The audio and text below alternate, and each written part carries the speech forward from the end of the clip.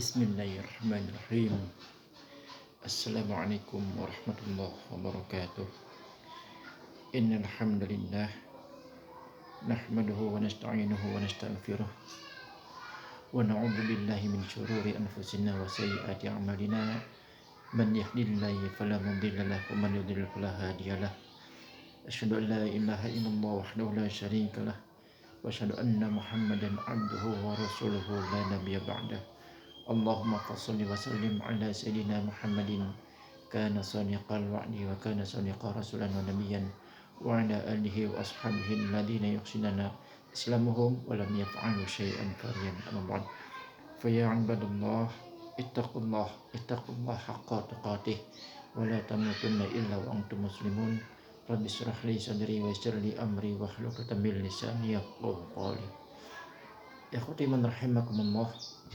Pertama-tama marilah kita panjatkan puja-puji syukur kehadirat Allah Subhanahu wa taala yang telah memberikan kepada kita kenikmatan iman dan Islam setelah sehat sehingga kita dapat berkumpul dan bermuajahah di tengah-tengah keluarga kita dan sahabat-sahabat kita, dan juga kita dapat berkumpul untuk bersama-sama bersilaturahmi dengan saudara-saudara kita yang seiman dan seakidah dengan kita, dan juga kita dapat melakukan thalabul ilmi atau menuntut ilmu ya, di tempat kita masing-masing ya.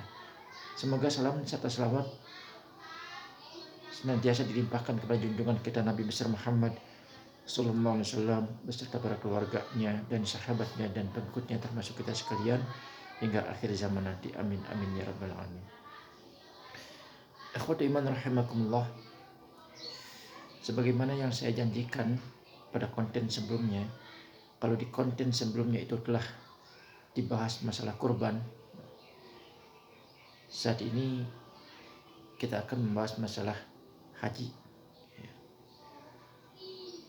Haji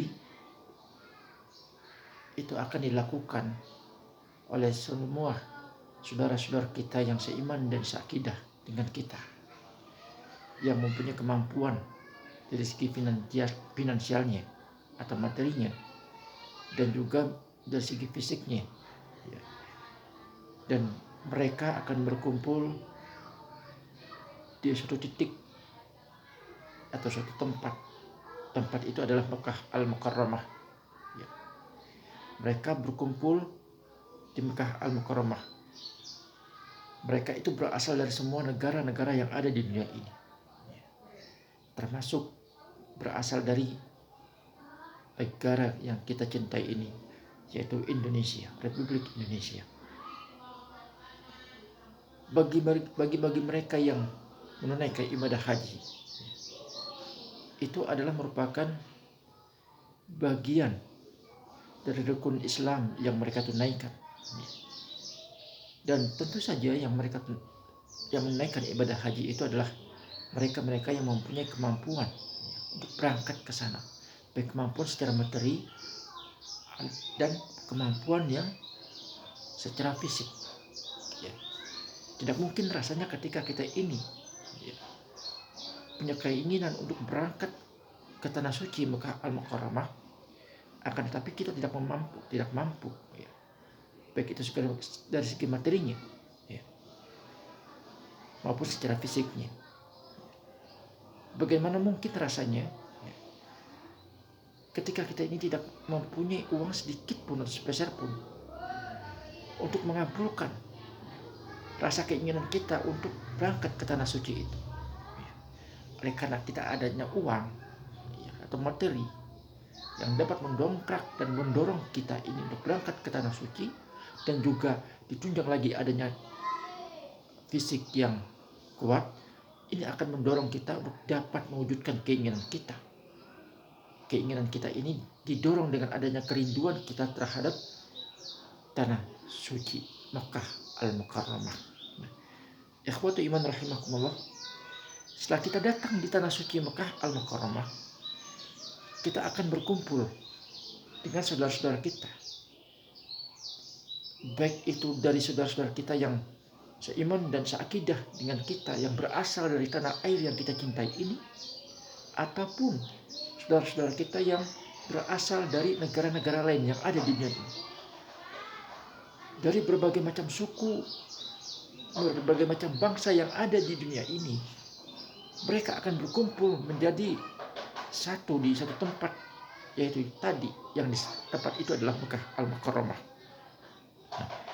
Ikhwatu iman rahimakumullah, mereka berkumpul di sana itu didasarkan adanya sebuah perintah dari Allah Subhanahu wa taala dan Rasulnya, ya, yang berangkat dari adanya perintah itu berangkat dari adanya sebuah dalil perintah berhaji bagi orang-orang yang mampu, ya.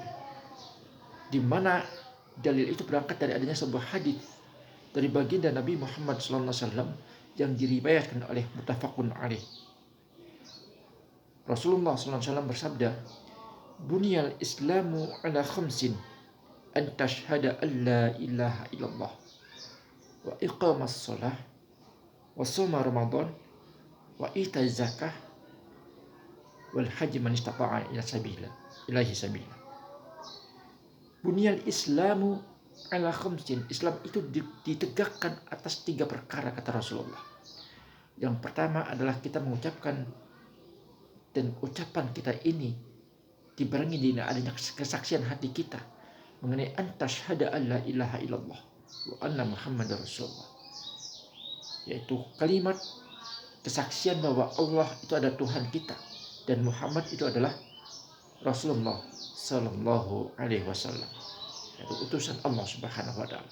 Kalimat ini dituang dengan adanya 2 kalimat syahadat, ya. 2 kalimat syahadat inilah adalah merupakan bagian daripada kunci kita sebagai seorang yang muslim. Lalu setelah kita ini mengucapkan syahadat, bagi kita yang benar-benar mempunyai giroh keimanan yang tinggi, setelah kita menyaksikan dari adanya pengakuan kita, yaitu pengakuan mengenai kesaksian tentang mengenai Allah ada Tuhan kita dan Muhammad adalah Rasulullah, kita melaksanakan sholat, baik sholat yang sunnah maupun sholat yang wajib. Nah, setelah kita melaksanakan sholat, ya, kita juga menunaikan puasa Ramadan yang telah berakhir beberapa waktu yang lalu. Ya. Bagi kita yang mempunyai gairah keimanan yang tinggi, ya, kepada Allah dan Rasulnya, semua perintah Allah itu pasti akan dilaksanakan. Ya. Termasuk di dalamnya adalah melaksanakan sholat dan juga melaksanakan sama Ramadan. Dan juga ketika kita ini di dalam bulan suci Ramadan, kita juga menunaikan zakat, ya, itu juga kita tunaikan, ya. Selain kita menunaikan zakat, ya, bagi kita yang mempunyai keinginan dan itu didorong dengan adanya kemampuan baik dari segi fisik maupun dari segi finansialnya, ya, untuk mewujudkan berangkat ke Mekah Al-Mukarramah, maka kita pun menunaikan keinginan kita ini berangkat ke Mekah Al-Mukarramah untuk berhaji. Ikhwat iman rahimakumullah, hadis ini sekali lagi saya katakan, hadis ini adalah hadisnya riwayat muttafaqun alaih. Muhammad Ajib menuliskan pelaksanaan ibadah haji itu, ya, itu tepatnya pada tanggal 9 Zulhijjah, di mana di saat itu kaum muslimin berkumpul di satu titik yang dinamakan itu adalah Arafah. Berkumpulnya mereka itu disebut dengan wukuf. Jadi pelaksanaan haji yang sebetulnya adalah terjadi pada tanggal 9 Zulhijjah ketika kaum muslimin berkumpul untuk melaksanakan wukuf di Arafah. Nah, ikhwatu iman rahimakumullah, ketika kita ini melaksanakan ibadah haji dan mempunyai keinginan untuk melaksanakan ibadah haji, dan ternyata kita ini pun punya kemampuan untuk berangkat ke sana, dan ternyata kita pun berangkat ke sana, maka kita pun harus memperhatikan berbagai macam rukun-rukun haji yang telah diterapkan oleh syariah. Nah, rukun haji yang pertama itu adalah ihram. Ya. Jadi rukun haji yang pertama itu adalah ihram. Apa itu ihram? Ihram itu adalah, dalam hal ini kita mengambil atau saya mengambil dari berbagai macam literatur, buku, ya, dari karya para ulama yang telah memahami mengenai definisi ihram itu seperti apa. Ihram itu yaitu mengerjakan haji dengan pakaian ihram dan meninggalkan semua yang dilarang dalam pelaksanaan haji. Jadi ihram itu adalah berniat mengerjakan haji dengan pakaian ihram. Ya. Pakaian ihram itu kita sudah sering melihatnya seperti apa. Ketika kita melihat saudara-saudara kita sedang menunaikan wukuf atau menunaikan ibadah haji di Arafah. Ya. Dan kita ini juga akan meninggalkan semua hal-hal yang dilarang oleh Allah Subhanahu wa Ta'ala. Setelah itu, setelah kita memakai ihram, ya, tepatnya pada tanggal 9 Dzulhijjah, ya, pasti kita akan melaksanakan rukun haji yang kedua, yaitu wukuf. Apa itu wukuf? Wukuf itu berdiam diri di mana? Kalau misalnya kita berdiam diri, pasti ada tempat untuk berdiam dirinya kita di mana. Berdiam dirinya kita ketika melaksanakan wukuf itu di padang Arafah. Nah, itu adalah merupakan bagian daripada rukun haji yang harus kita tunaikan, yaitu melaksanakan wukuf. Wukuf itu adalah berdiam dirinya kita di padang Arafah. Nah, untuk apa kita berdiam diri di sana?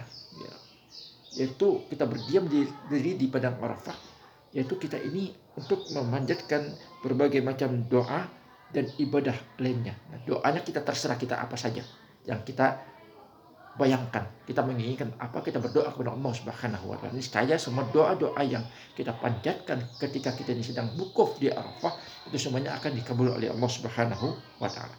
Nah, setelah kita ini melaksanakan wukuf, ya, setelah kita ini melaksanakan wukuf, maka semua jamaah haji itu diwajibkan juga melaksanakan rukun haji yang ketiga, yaitu tawaf ifadah.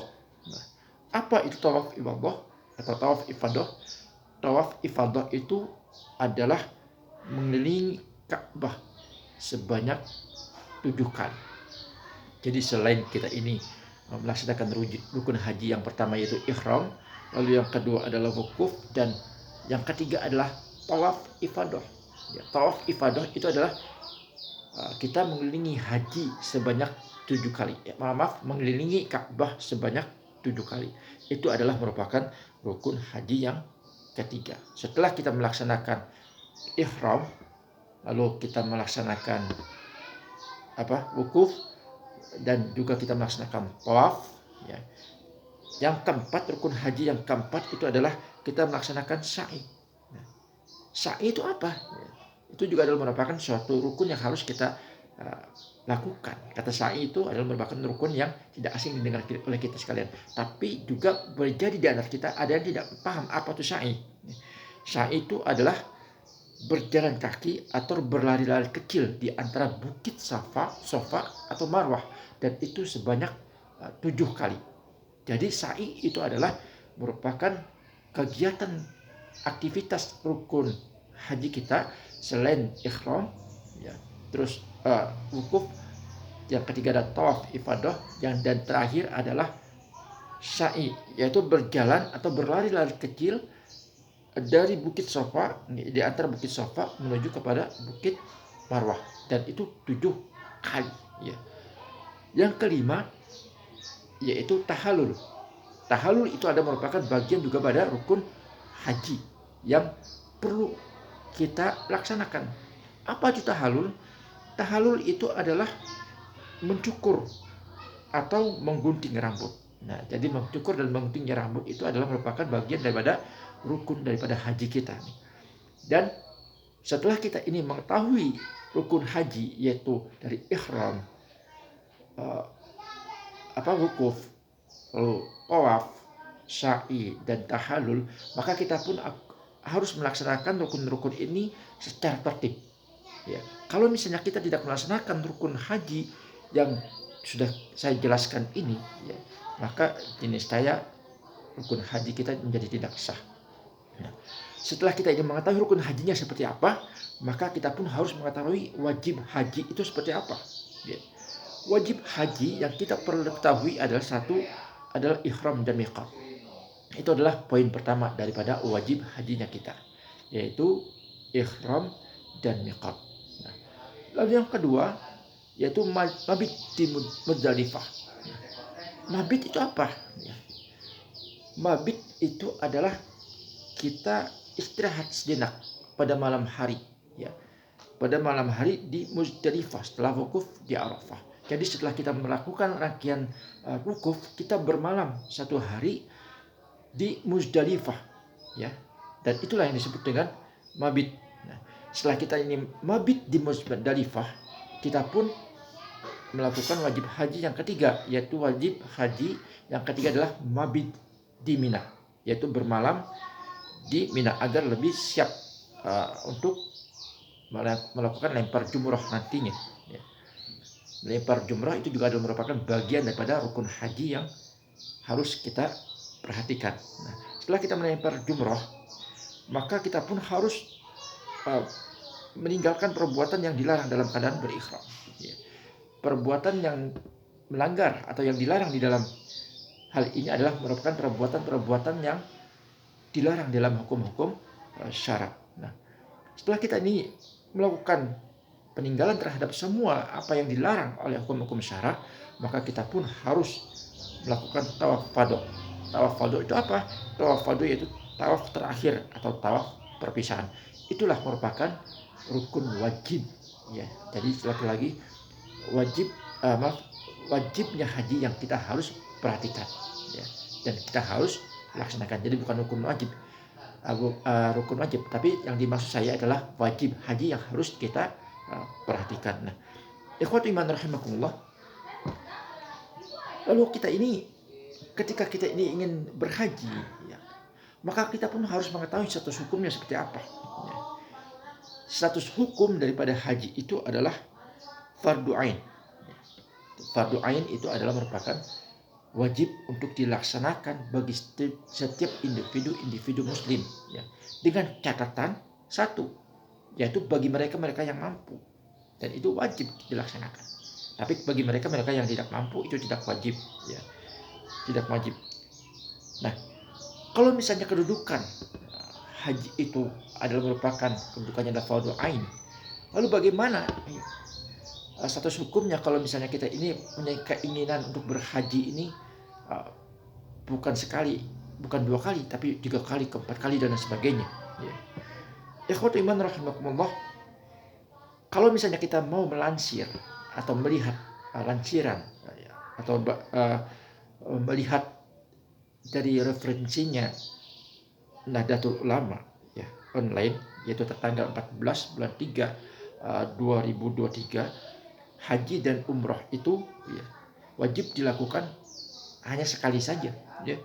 Wajib dilakukan sekali saja seumur hidup, dan itu tidak wajib 2 kali, 3 kali, tidak wajib seperti itu. Nah, dalilnya apa? Ya, dalilnya adalah itu datangnya dari adanya sebuah hadis dari Rasulullah SAW, dan sempurnakanlah ibadah haji dan umrah karena Allah. Tetapi jika kamu terkepung, maka sembelihlah hadyu yang mudah didapat, dan jangan kamu mencukur kepalamu sebelum hadyu sampai di tempat penyembelihan. Nah, ikhwatu iman rahimakumullah.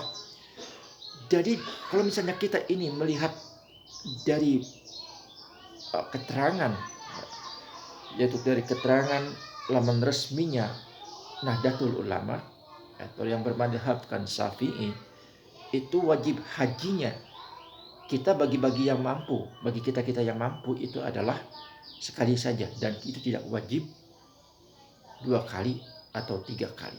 Nah, tentu kalau misalnya kita ini, ya, memahami bahwa haji itu ada perbedaan dengan umroh. Nah, ya, haji itu ada perbedaan dengan umroh, ya. Kalau umroh, kalau wajib haji itu adalah ihram, ada miqat, ada mabit di ada ihram, ada mabit di Muzdalifah, ada mabit di Mina, ada melempar jumroh, meninggalkan perbuatan yang dilarang, dan juga tawaf, ya. Dan rukunnya itu adalah ihram, wukuf, tawaf, sa'i, dan tahallul. Sementara kalau misalnya umroh itu hanya niat ihram di miqat, ya. Tawaf, sa'i, tahallul, dan tertib. Sedangkan niatnya, sedangkan wajibnya Maaf ya. Sedangkan wajib daripada umrah itu hanya sekedar niat umrah dari miqat saja, ya. Niat umrah dari miqat saja dan meninggalkan larangan selama ihram. Nah, ikhwatul iman rahimakumullah. Nah, adapun dalil wajibnya haji itu, ya, itu berdasarkan sebuah pendapat, ya, yaitu uh, di mana Rasulullah SAW itu melakukan haji, ya, atau tidak berhaji setelah datang kewajiban haji kecuali sekali saja. Jadi Rasulullah SAW itu tidak berhaji setelah datang kewajiban haji kecuali sekali saja, yaitu haji wada. Dan karena hadis ini adalah merupakan hadis riwayat Muslim, ya. Sekali lagi, hadis ini adalah hadis riwayat Muslim. Apakah haji kita untuk tahun ini? Jadi maksudnya adalah Rasulullah SAW itu pernah berhaji, ya, pernah berhaji setelah datang kewajiban haji kecuali sekali saja, ya. Jadi Rasulullah itu melaksanakan haji itu sekali saja, yaitu haji wada, ya. Dan ada yang bertanya, apakah kita haji untuk haji kita ini untuk tahun ini saja atau selamanya? Nah, sahabat pada waktu bertanya seperti itu. Lalu Rasulullah SAW menjawab, tidak untuk tahun ini, tetapi selamanya. Jawab Rasul. Nah, ini ada di dalam kitab Asy-Syarbini Mughni Al-Mujtad illa ma'rifati ma'ani al-fazil bin haj, ya. Jadi Rasulullah SAW itu berhaji itu cuma sekali saja, cuma untuk tahun ini, tapi untuk selamanya, ya. Dan itu pernah ditanyakan oleh para sahabat Nabi SAW ketika Rasulullah SAW itu sedang melaksanakan ibadah haji. Jadi wajibnya adalah sekali, ya. Sementara yang 2 kali, 3 kali itu bukan wajib, ya. Ikhwatul iman rahimakumullah. Itu saja yang bisa saya sampaikan, kurang lebihnya saya maaf, ya. Saya Iman Zakaria. Kita tutup pembahasan kita kali ini mengenai ibadah haji, ya, dengan membaca doa kafaratul majlis. Subhanakallahumma bihamdik asyhadu an la ilaha illa anta astaghfiruka wa atubu ilaik. Assalamualaikum warahmatullahi wabarakatuh.